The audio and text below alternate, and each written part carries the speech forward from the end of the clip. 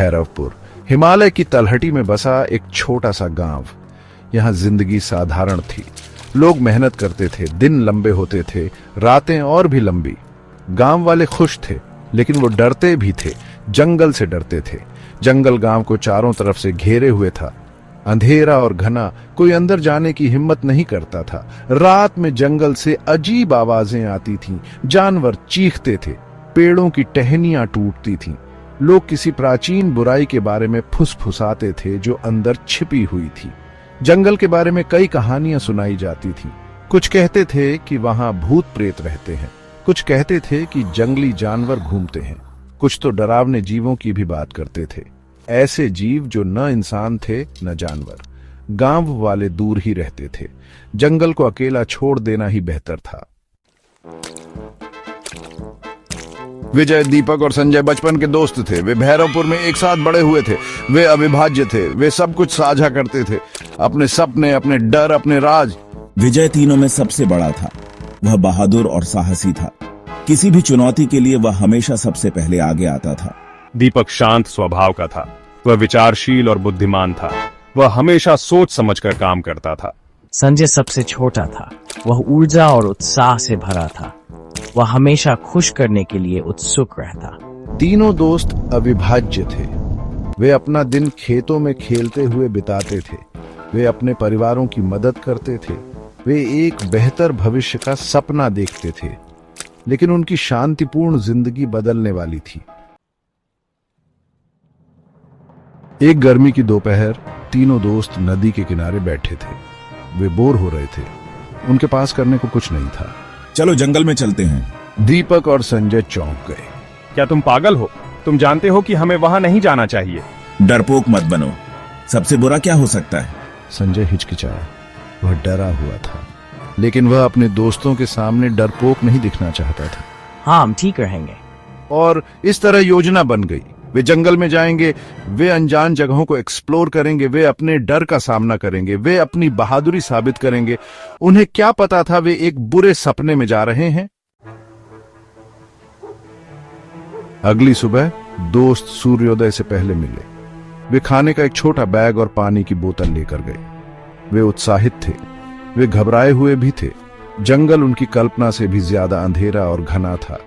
पेड़ ऊंचे और घने थे। लताएं शाखाओं से रस्सियों की तरह लटकी हुई थीं। हवा भारी और उमस भरी थी।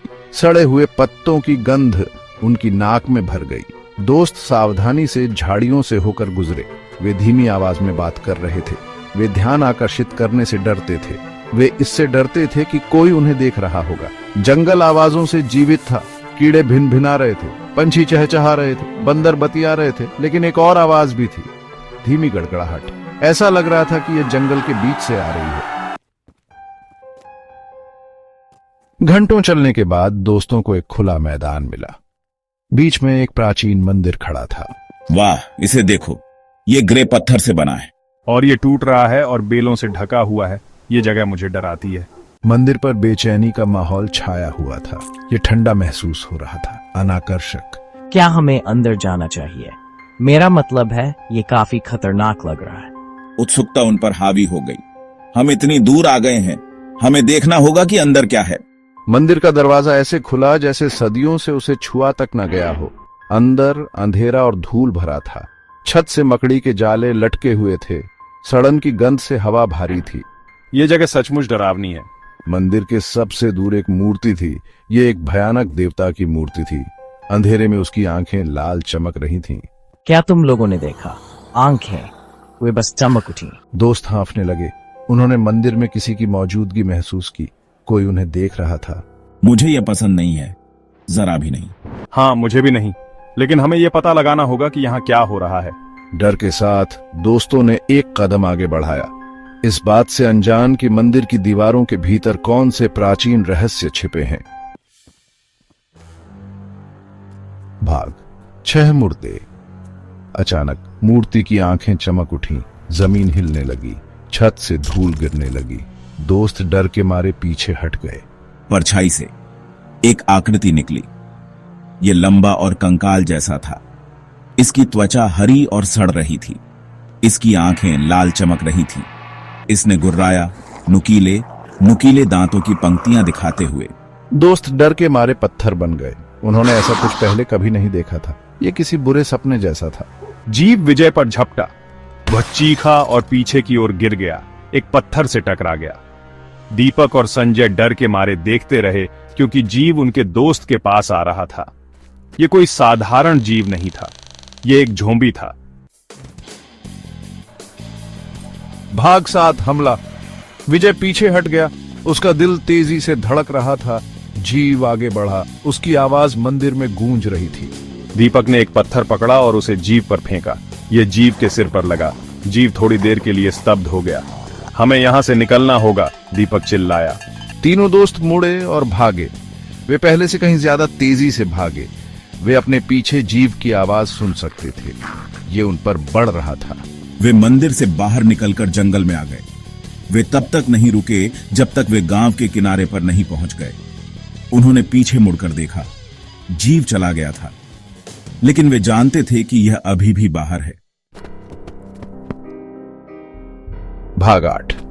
बाद में दोस्तों की कहानी से ग्रामीण भयभीत थे, लेकिन उनके पास इसे समझने का समय नहीं था। गुर्राने की आवाजें शुरू हो गईं। गांव के किनारे से उन्होंने उन्हें देखा। लाशों का एक झुंड, उनकी आंखें लाल चमक रही थीं, उनके घरों की ओर बढ़ रहा था। अफरा तफरी मच गई। ग्रामीण चीखे और बिखर गए। उन्होंने अपने घरों में खुद को बंद कर लिया। उन्होंने सुबह के लिए प्रार्थना की। उन्होंने चमत्कार के लिए प्रार्थना की। लेकिन कोई चमत्कार नहीं होगा। लाशों ने गांव में धावा बोल दिया, दरवाजे और खिड़कियां तोड़ दी। रात में उनकी आवाजें गूंज उठी। ग्रामीणों ने जो कुछ भी पाया, लाठियां, पत्थर, खेती के औजार, उसे वापस लड़ाई लड़ी, लेकिन इसका कोई फायदा नहीं हुआ। लाश बहुत मजबूत थी, बहुत ज्यादा। भाग 9। चेतावनी। अगली सुबह सूरज अकल्पनीय डरावनी दृश्य पर उगा। भैरवपुर गांव चला गया था। घर मलबे में तब्दील हो गए थे। सड़कें खून से सनी हुई थीं और हवा मौत की बदबू से भरी थी। तीनों दोस्त बच गए थे, लेकिन वे जो कुछ देख चुके थे उससे हमेशा के लिए बदल गए थे। वे अपने अनुभव का बोझ ढोते थे। वे भैरवपुर गांव की स्मृति को ढोते थे। जंगल में एक काला रहस्य था। एक ऐसा रहस्य जिसे दफन रहना चाहिए था। एक रहस्य जो अब दुनिया पर उजागर हो गया था। ग्रामीण हमेशा जंगल से डरते थे। वे ऐसा करने में सही थे, क्योंकि जंगल एक ऐसी बुराई का घर था जिसे रोका नहीं जा सकता था। यह उन सभी के लिए एक चेतावनी थी जिन्होंने अनजान में जाने की हिम्मत की।